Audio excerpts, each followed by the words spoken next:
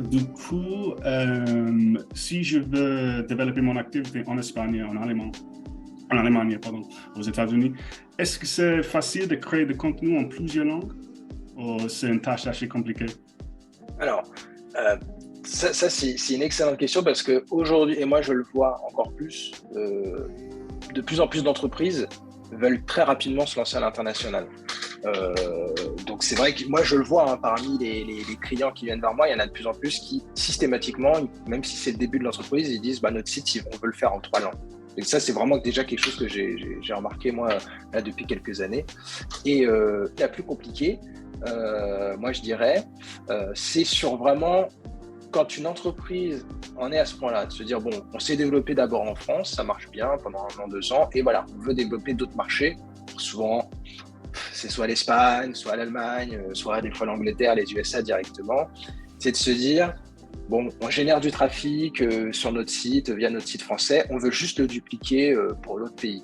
Ça, souvent, ceux qui veulent aller un peu vite, en se disant juste on traduit nos pages et nos articles dans une autre langue et ça va être bien, c'est plutôt une mauvaise idée parce que déjà, l'ensemble de notre site a été construit à la base, peut-être pour une cible qui était en France, par exemple, et peut-être que la cible, voilà, la population allemande ou anglaise ou américaine ou italienne, va pas du tout réagir aux mêmes choses que la population française, et du coup de simplement traduire le site comme ça, avec presque un traducteur automatique, honnêtement, c'est 99% du temps voué à l'échec. C'est-à-dire que c'est bien, on va avoir un site avec un drapeau anglais, mais en soi, c'est comme s'il n'existait pas ce site anglais parce qu'il ne va pas être bien référencé sur Google.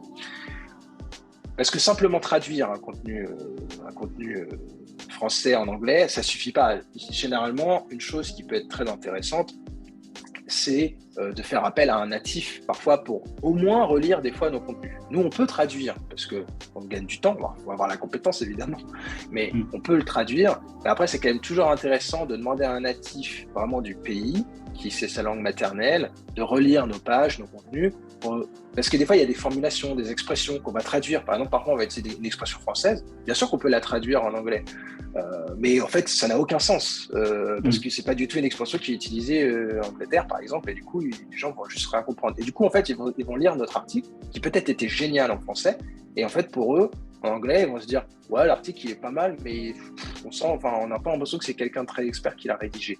Et du coup, en fait, ça peut faire un gros flop. Donc déjà, chose importante, traduire efficacement et pas via un traducteur automatique, évidemment, les contenus de notre site et les faire relire par un natif pour être sûr que le contenu corresponde parfaitement et ajuster, voilà, mettre la petite touche du pays, on va dire, sur le site. Après, le site globalement, si, comme je disais, d'un point de vue technique, il y a les bonnes balises. En fait, on indique sur notre site, Google comprend la langue de notre site, ça c'est évident. Il comprend la langue, évidemment, puisqu'il lui-même a un traducteur, donc il sait décrypter les langues. Mais après, si on a plusieurs versions, par exemple, on peut faire coexister 5 versions, 5 langues différentes de notre site. On lui indique vraiment, bah voilà, cette page-là, elle est en allemand, dans le pays qui est l'Allemagne. Bon, c'est pas très compliqué pour l'Allemagne, mais à la limite, l'anglais, c'est plus compliqué. Ça, c'est une version anglaise pour le Canada. Ça, c'est indiqué dans le code source. Et du coup, nos pages vont automatiquement, Google va les favoriser sur le moteur de recherche Google.ca, donc la version canadienne du moteur de recherche. Après, si c'est UK, ça va plutôt être l'Angleterre. Et c'est vrai qu'en plus, l'anglais n'est pas le même dans chacun de ces pays. Donc, forcément, notre site ne peut pas être traduit de la même façon dans chacun de ces pays. Donc voilà, et on peut faire exister tout ça avec les bonnes balises et en traduisant bien, on peut effectivement, ça peut très bien se passer. Et quand même, la dernière chose, c'est vrai que là j'en dis beaucoup parce que c'est un sujet qui est très compliqué et qui est très très important. C'est important d'avoir tout ça en tête. C'est voilà, donc j'ai dit les balises, la traduction du contenu, et c'est aussi la recherche de mots-clés. Parce qu'en fait, parfois, on a nos mots-clés sur lesquels on veut se positionner. On veut juste traduire, par exemple, vélo rouge, red bike. Bon, là, c'est un exemple, évidemment, que ça marcherait, parce que c'est très basique comme recherche. Mais en fait, parfois, ça ne va pas marcher sur certaines recherches. Par exemple, nous, si on vend un logiciel, une solution, un produit, une machine très compliquée, la traduire comme ça textuellement, on va dire, du français à l'anglais ou à l'allemand, en fait, ça va peut-être pas marcher parce que peut-être que c'est pas les mêmes termes qui sont utilisés dans cet autre pays. Et donc, il faut quand même peaufiner notre recherche de mots-clés et des outils qui nous permettent de rechercher des mots-clés en français, évidemment, nous permettent de rechercher des mots-clés dans à peu près toutes les langues. Même des petits pays, on peut avoir des mots-clés. Donc voilà, il faut refaire ce travail-là quand même de recherche de mots-clés, parce que peut-être qu'il y a certains articles qui sont pas du tout, du coup, sur des mots-clés en France, qui sont pas du tout recherchés finalement dans d'autres pays, parce que ce pays-là est en avance sur nous. Du coup, c'est un problème qui sont déjà largement résolus. Du coup, il faut plus du tout de recherche Google sur ce sujet-là. Et du coup, il y a peut-être des articles qu'on va tout simplement pas traduire, parce que ça sert à rien. Donc, on va pas payer, passer du temps pour traduire un article ou une page, alors qu'il n'y en a pas besoin dans ce pays-là. Par contre, peut-être qu'on pourra en créer d'autres. C'est pour ça que souvent, si on veut vraiment faire les choses hyper bien à l'international, en fait, chaque site dans chaque langue est, entre guillemets, presque indépendant.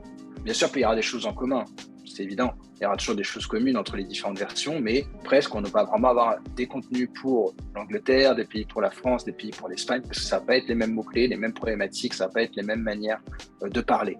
Et alors là, c'est vrai qu'une fois qu'on a dit ça, souvent quand on présente ça à un client, souvent le client il dit bah oui, mais non, mais je peux pas, ça va me coûter super cher, il faut que je développe déjà en interne des compétences en langue, parce que je ne peux pas tout sous-traiter non plus, puisque si je sous-traite la totalité de ma traduction, mais que j'ai personne chez moi qui a la compétence linguistique, je ne pourrais pas vérifier le travail qui a été fait. Donc, en fait, c'est trop dangereux. Il va falloir que je développe un peu de compétences linguistiques. Il va falloir que je sous-traite quand même éventuellement une partie de la traduction. Il faut que je vois avec des natifs pour relire. Il faut que j'ai une stratégie SEO pour chacun des pays. Ça va me coûter super cher. Ça va me prendre beaucoup de temps. Ce n'est pas intéressant. Et là, du coup, ce qu'il faut se dire, c'est que si ce n'est pas intéressant de faire cet investissement-là, en fait, c'est que ce n'est pas intéressant de développer l'entreprise dans un autre pays. C'est quand je veux me développer en Allemagne, il faut que je me dise, OK, combien ça va me rapporter de me développer en Allemagne? Quelle est la taille du marché? Généralement, on a fait une étude de marché pour ça. Et du coup, il faut mettre aussi quand même les moyens en face pour aller se développer, pour que ce soit intéressant. Sinon, c'est que c'est pas intéressant. Et à ce moment-là, traduire un peu bêtement, par exemple, notre site, sans trop faire attention, parce qu'on n'a pas envie de se prendre la tête, on fait juste du Google Traduction de notre site, ça peut plus être néfaste pour notre... Déjà, ça ne va pas nous développer à l'étranger, et en plus, ça peut être néfaste, même à notre version française, et du coup, il vaut mieux de ne pas le faire. Voilà, désolé pour ce petit monologue, mais... Non, c'est super intéressant, c'est super intéressant. Il y a beaucoup de choses là, j'ai dû noter deux, trois choses parce qu'il y a beaucoup de choses à aborder. Du coup, mais c'est intéressant parce que, oui, en fait, nous, chez Wisen, je crois que l'article le plus populaire qu'on a 150 visiteurs par jour des fois. C'est mail de relance en anglais professionnel, mais c'est intéressant parce que cette phrase n'existe pas en anglais. Mail de relance, il n'y a pas de phrase pour ça en anglais, du coup on ne peut pas juste traduire ça directement en espagnol ou en allemand, donc c'est super intéressant.